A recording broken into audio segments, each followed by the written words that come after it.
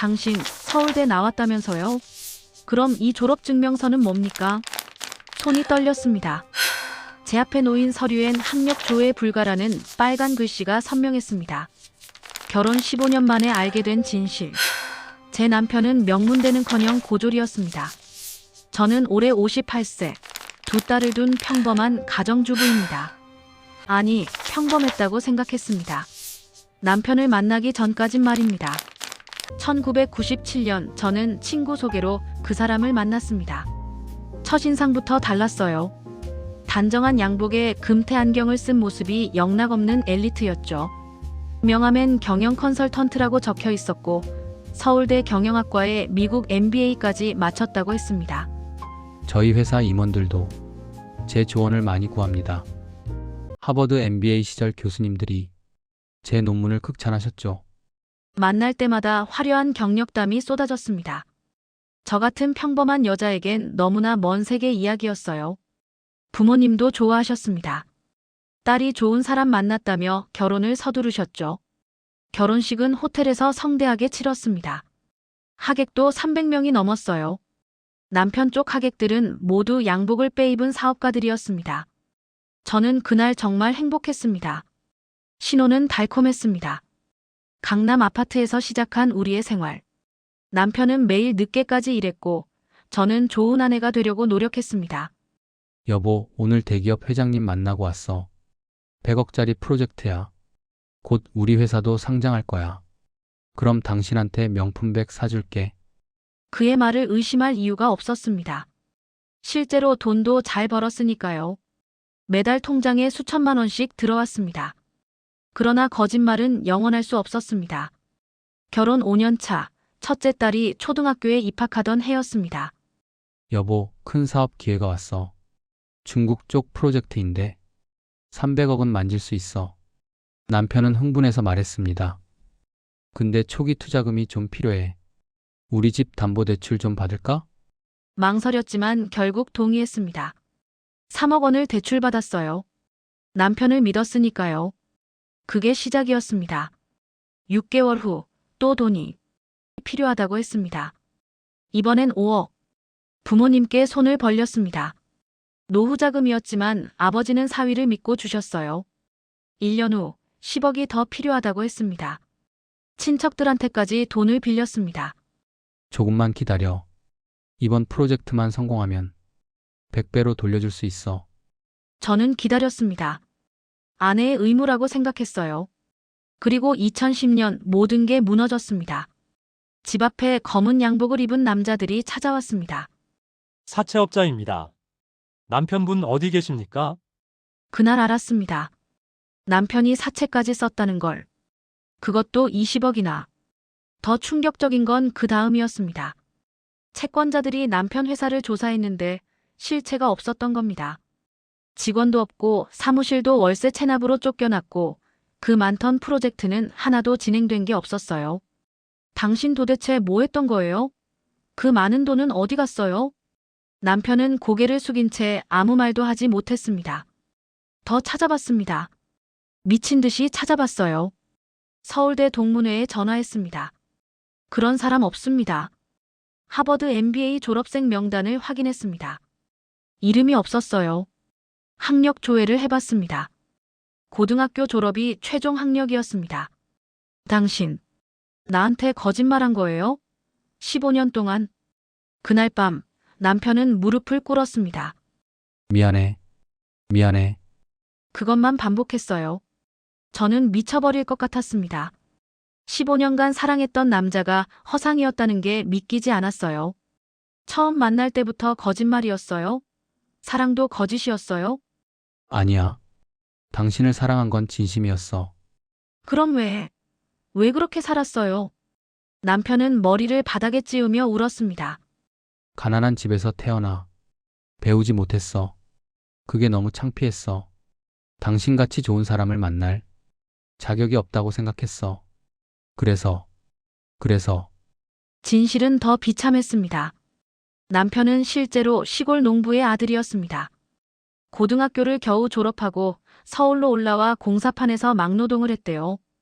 거기서 번 돈으로 양복을 사 입고 도서관에서 경제책을 독학했다고 합니다. 영어는 한마디도 못했어요. 그 화려했던 MBA 얘기는 전부 책에서 본 내용을 짜깁기 한 거였습니다. 사업은 처음엔 남의 일을 중개해주며 수수료를 받았대요. 그게 점점 커지면서 사기가 됐고 빚을 갚기 위해 더 큰 사기를 쳤다고 합니다. 나는 그냥 당신한테 잘해주고 싶었어. 행복하게 해주고 싶었어. 남편의 고백을 들으며 저는 울었습니다. 분노도 배신감도 느꼈지만 이상하게도 슬픔이 더 컸어요. 집은 경매로 넘어갔습니다. 부모님 노후 자금은 다 날아갔습니다. 친척들은 저희를 사기꾼 취급했어요. 내가 남편도 제대로 못 봤냐. 우리 돈 어떻게 할 거야. 아버지는 충격으로 쓰러지셨습니다. 어머니는 매일 우셨어요. 둘째 딸은 학교에서 친구들한테 사기꾼 딸이라고 놀림받았습니다. 초등학교 3학년이었는데 한동안 밥도 안 먹었어요. 저는 이혼을 결심했습니다. 변호사를 만났고 서류도 준비했습니다. 이 남자와는 더 이상 살 수 없다고 생각했어요. 그런데 이상한 일이 벌어졌습니다. 이혼 서류를 내밀기 전날 남편이 집을 나갔습니다. 3일 동안 연락이 없었어요. 죽은 줄 알고 정말 미칠 뻔했습니다. 나흘째 되는 날 남편이 돌아왔습니다. 손에는 봉투가 하나 들려 있었어요. 이게 뭐예요? 500만 원이야. 공사판에서 일하고 받은 거. 남편의 손은 상처투성이었습니다. 얼굴은 햇볕에 새까맣게 탔고 눈은 충혈돼 있었어요. 당신, 뭐 한 거예요? 미안해. 진짜 미안해. 이제부터 이렇게 벌어서 갚을게. 평생 걸려도 다 갚을게. 그날 밤 남편은 제 앞에서 울었습니다. 58살 남자가 아이처럼 울었어요. 나는 정말 당신을 사랑했어. 거짓말은 했지만 사랑만큼은 진심이었어. 믿어줘. 제발. 저도 울었습니다. 15년의 거짓이 미웠습니다. 배신감에 가슴이 찢어졌어요. 하지만 동시에 깨달았습니다. 이 사람이 저를 사랑했다는 것도 진심이었다는 것도 거짓말로 시작했지만 15년 동안 저를 아껴준 것도 아이들을 사랑한 것도 제가 아플 때 밤새 간호해준 것도 모두 진짜였다는 걸. 당신 정말 바보예요. 진작 말했으면 이런 일 없었을 텐데. 미안해.